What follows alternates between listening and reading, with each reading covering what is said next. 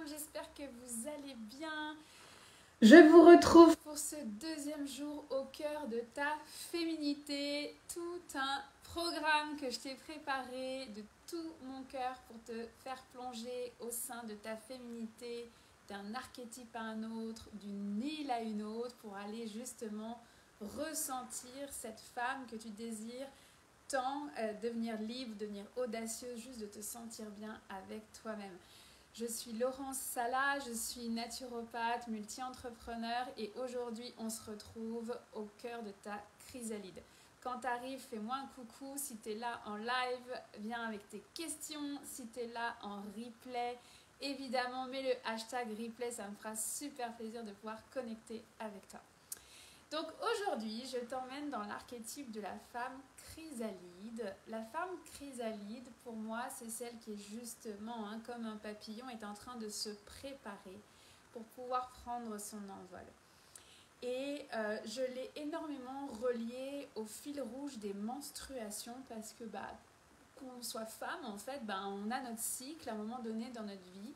Et il y a un enseignement qui est très très précieux de dire que quand tu rencontres tes règles pour la première fois, tu rencontres ton pouvoir de femme. Pendant toutes les années où tu es fertile, où le sang coule à tous les mois, tu pratiques ton pouvoir. Et quand tu es ménopausée, tu incarnes ton pouvoir. Alors tu vois, c'est tout un sujet moi qui me tient à cœur. Parce qu'en fait, c'est tellement pas les enseignements que moi j'ai reçus au fil et à mesure de ma vie de femme. C'est exactement ce que je n'ai pas vu non plus dans ma pratique clinique avec les centaines de femmes que j'ai pu accompagner. Pourquoi j'en fais un sujet? Parce que tout simplement, ça fait partie de ta... Allô?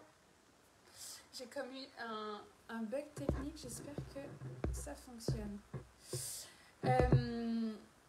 C'est ça. Donc du coup, c'est ce que je disais, c'est que c'est un fil rouge hyper important. Notre sang coule, point, en fait.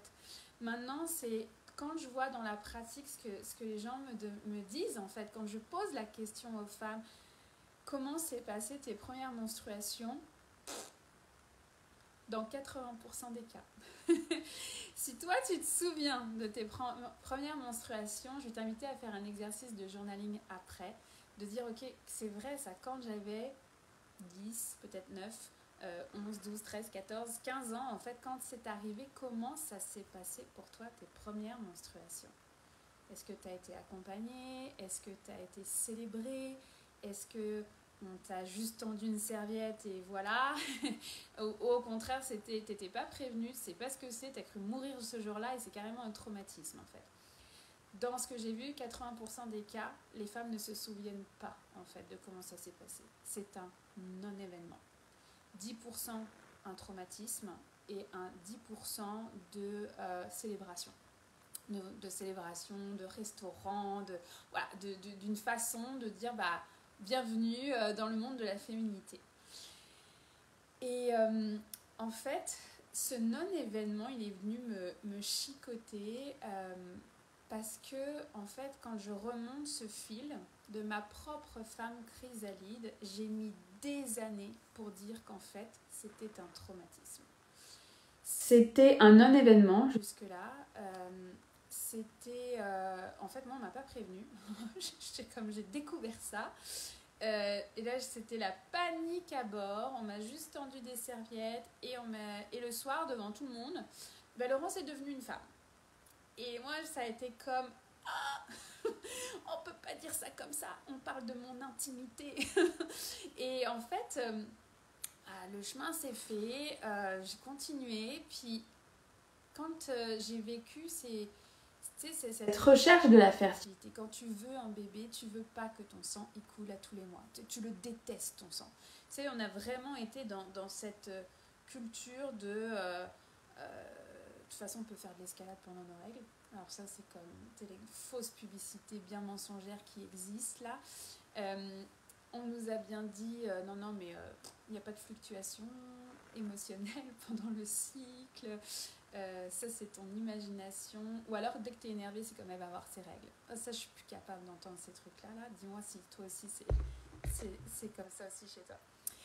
Et donc en fait, en remontant le fil, tu vois, de ces premières menstruations, de se rendre compte que j'avais pas été célébrée, j'avais été complètement livrée à moi-même parce que je savais pas ce que c'était. Ça a créé tu vois, une distorsion à l'intérieur de moi parce que ça voulait me dire, on n'honore pas cette partie de la féminité. On honore plein d'autres choses, mais les menstruations, non.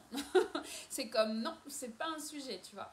Et en fait, quand tu te retrouves à détester ton sang, tu te retrouves à avoir tes règles tous les mois et de dire, arc, ou alors de prendre, tu vois, la pilule contraceptive, je l'ai prise pendant des années, d'accord? Donc il n'y a pas de bien ou de mal là-dedans, c'est pas mon sujet de ce live.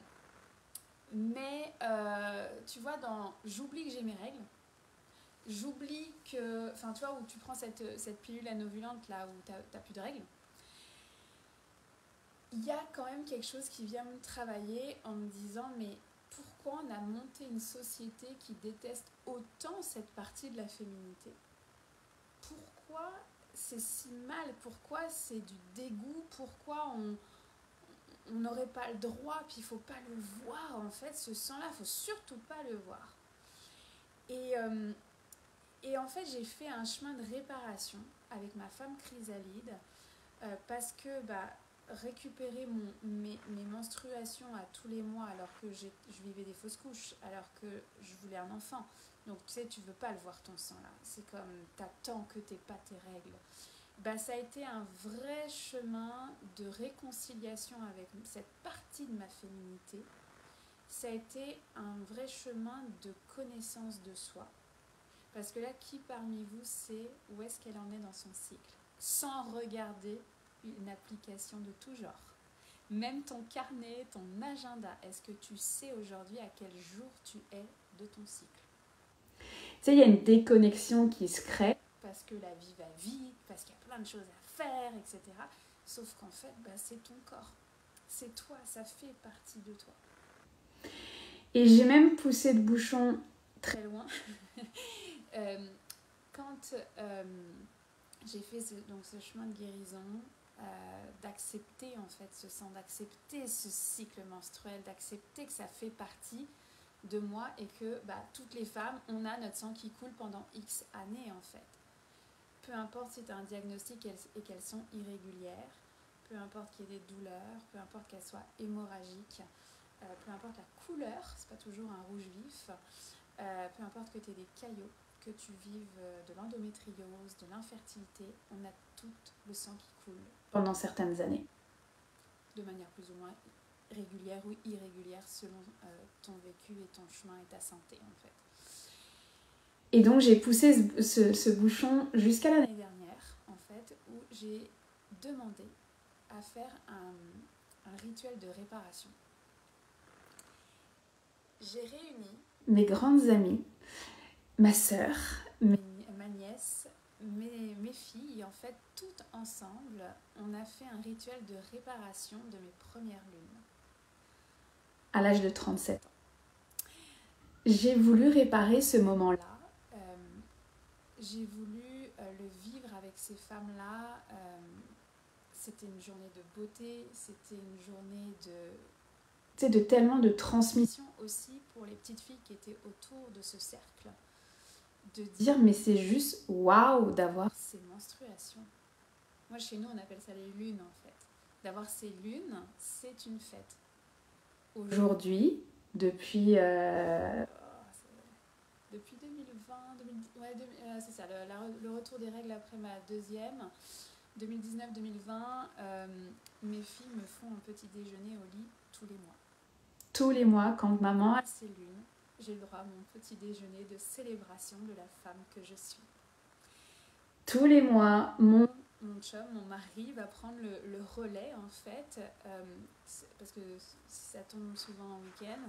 Il va prendre le relais la matinée avec les enfants pour que je puisse me reposer et vivre mes lunes. Et c'est un cadeau inestimable d'avoir guéri cette partie de moi. C'est un cadeau inestimable de transmettre ça aussi à mes filles qui un jour auront leur première menstruation. Elles auront leur propre fil rouge, elles auront leur propre apprentissage. je transmettrai ce que je peux transmettre. Mais aujourd'hui, pour moi, c'est vraiment important de le vivre de cette façon-là. De dire que c'est ok, j'ai le droit. J'ai le droit et ce sang, il n'est pas sale. Ce sang, c'est pas du dégoût là. C'est celui qui m'a permis en fait de devenir femme. C'est celui qui m'a permis de donner la vie en fait. Alors je ne suis pas encore ménopausée. Donc je n'incarne pas encore mon pouvoir de femme. Mais un jour, oui. Et ça change tellement le regard sur la ménopause. Tu vois, il y a même une sorte d'excitation. Oh my god, ça va être quoi la ménopause en fait? Parce qu'on ne nous a pas appris ça. On nous a appris, ah bah non, tu vieillis, puis c'est tout, quoi. Puis ça va avec tous les symptômes de bouffée de chaleur et de machin. Est-ce qu'on peut changer de regard, en fait, sur cette partie de la féminité? Et de mettre, en fait, des œillères sur le sang menstruel, en fait, sur notre nature cyclique, bah, c'est pas embrasser sa féminité. Ça fait partie de nous. Et quand c'est 80% de mes clientes, c'est un non-événement, je me dis mais c'est fou parce que 80% ne l'ont pas vécu donc comme une rencontre avec leur pouvoir de femme. C'est pas bien ou mal parce que nos familles en fait nous ont transmis ce qu'elles pouvaient, ce qu'elles savaient, comment elles savaient, avec les mots qu'elles avaient. Par contre, aujourd'hui, à l'âge que tu as, quelle est ta relation avec tes règles? Quelle est ta relation avec ta nature cyclique? Quand je dis nature cyclique, c'est que tu as un cycle à tous les mois en fait. Puis pour celles qui seraient ménopausées en fait et qui écoutent ce live, tu as encore une nature cyclique. Pareil pour les hommes, ils ont une nature cyclique. On fait partie d'une planète où il y a des saisons. Donc il y a un cycle en fait, le cycle des saisons.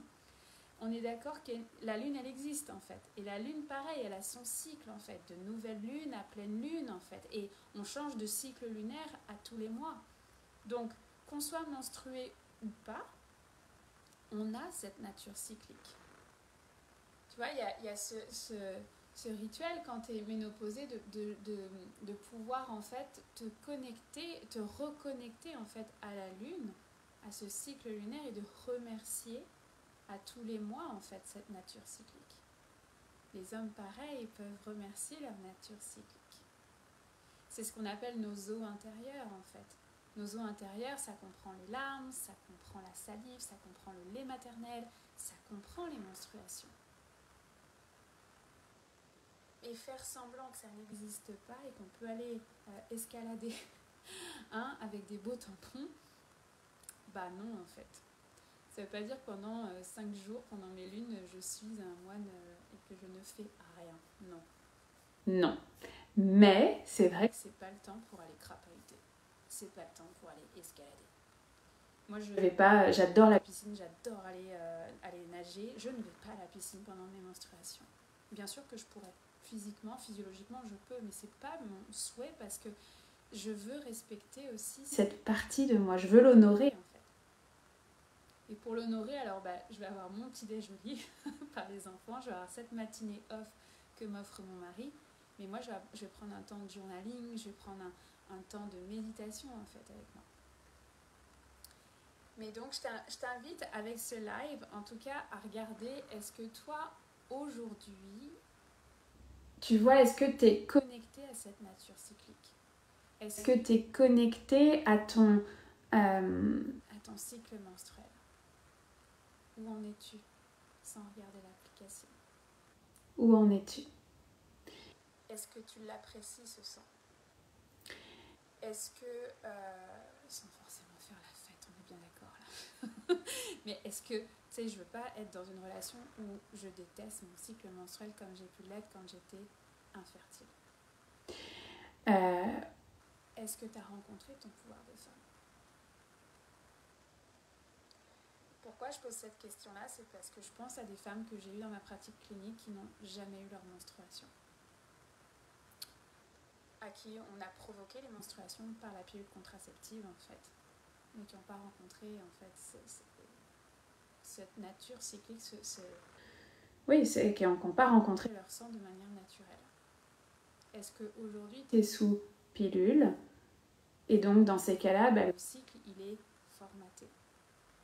ou est-ce qu'au contraire, tu es sans pilule et tu ressens en fait les différentes vagues de ton cycle menstruel.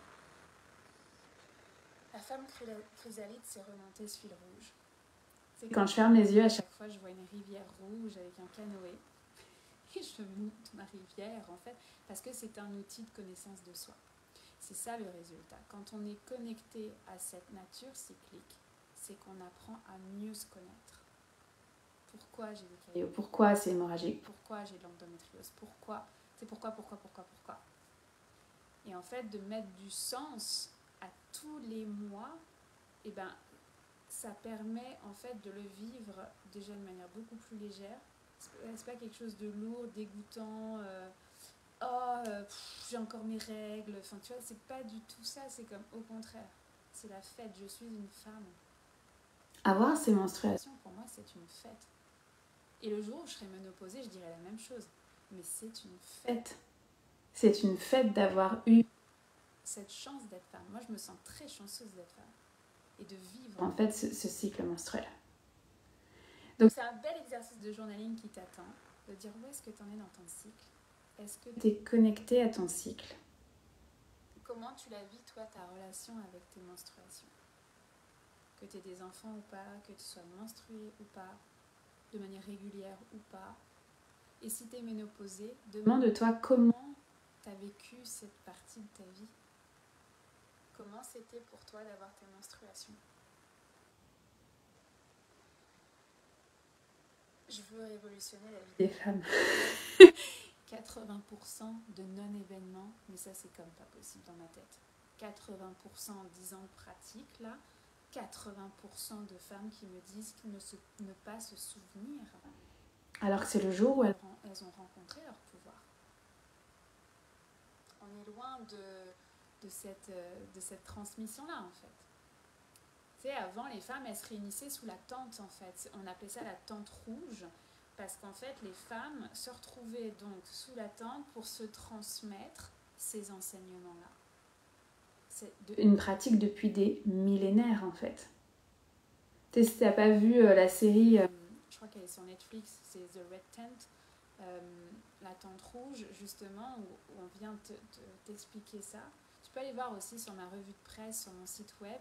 J'écris beaucoup, j'ai fait de la radio, etc. Et en fait, il y a un article que j'ai écrit sur les traditions ancestrales. Donc si tu veux, je mettrai le lien en dessous de la vidéo si tu as envie d'aller le lire. Mais la tente rouge, c'est ça. Pourquoi on dit rouge? Parce qu'en fait, c'était le fil rouge des menstruations qui permettait de se retrouver entre femmes et d'apprendre des unes et des autres.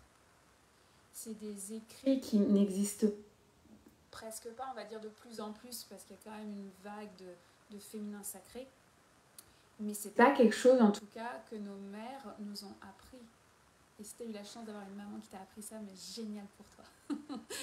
Mais c'est dans le commun des mortels, dans moi ce que j'ai vu, il n'y a pas de transmission. Et ça, c'est là où, en fait, moi, je veux redorer ce blason de la féminité, ce visage de la féminité. Je ne peux pas te parler de féminité sans cycle menstruel. C'est impossible. Au contraire, c'est une fête, c'est une célébration, ça fait partie de toi. Et je t'assure, quand j'ai eu cette journée rituelle avec mes amis, ma famille, sur la réparation de mes premières menstruations, alors oui, j'ai pleuré ma vie. J'ai pleuré, en fait, toutes ces larmes refoulées de l'ado de 12 ans qui n'avait pas été accompagnée, guidée là-dedans. Et en même temps, c'était les larmes de joie de la femme de 37 ans de dire « Je suis cette femme et ça fait partie de moi ». C'était magique comme journée. C'était magique. Donc évidemment, j'ai à cœur de transformer cette partie de notre féminité, peu importe notre âge, peu importe, diagnostic, ménopause, etc. Mais pourquoi en fait? Parce que j'ai envie que ça se fasse autrement pour les jeunes filles à venir. J'ai déjà créé des coffrets rituels avec Trina et Elodie au Québec pour pouvoir accompagner les menstruations autrement. Je sais que c'est un sujet qui me passionne. Il y a donc les tentes rouges pour les femmes et il y a les tentes roses pour les jeunes filles en fait. Pour leur première menstruation, pour les accompagner autrement que tiens, voilà une serviette, voilà un tampon. oui, j'ai à cœur que les prochaines générations se sentent plus proches de leur féminité et donc plus proches aussi de leur cycle menstruel. C'est ça que j'avais envie de te partager aujourd'hui sur la femme chrysalide. Évidemment, aujourd'hui, c'est un fil rouge que je démarre avec toi. C'est un fil rouge où je vais t'inviter à continuer toi en journaling avec ton carnet, tes crayons, d'aller ressentir en fait, elle est comment ta chrysalide aujourd'hui? Elle est comment cette femme-là? Ce visage de la féminité, comment toi tu le vis? Comment on te l'a transmis? Comment tu le célèbres aujourd'hui? Je sème des graines aujourd'hui, c'est clair. Je sème des graines. On va se retrouver à 17h heure de France, donc 11h pour le Québec, pour une activation, pour une visualisation en fait, où je vais t'emmener au cœur de ta matrice, parce que oui, c'est une initiation d'être plus au contact de sa santé de femme, plus au contact de son pouvoir de femme, cette confiance que ton cycle il fait partie de toi et c'est ok. Je t'embrasse fort, je te dis à tout à l'heure. Et puis si tu ne fais pas encore partie de cet événement au cœur de la féminité, je te remets le lien pour que tu puisses accéder à l'ensemble de ce bel événement qui est gratuit et qui te réserve plein de surprises. À très vite.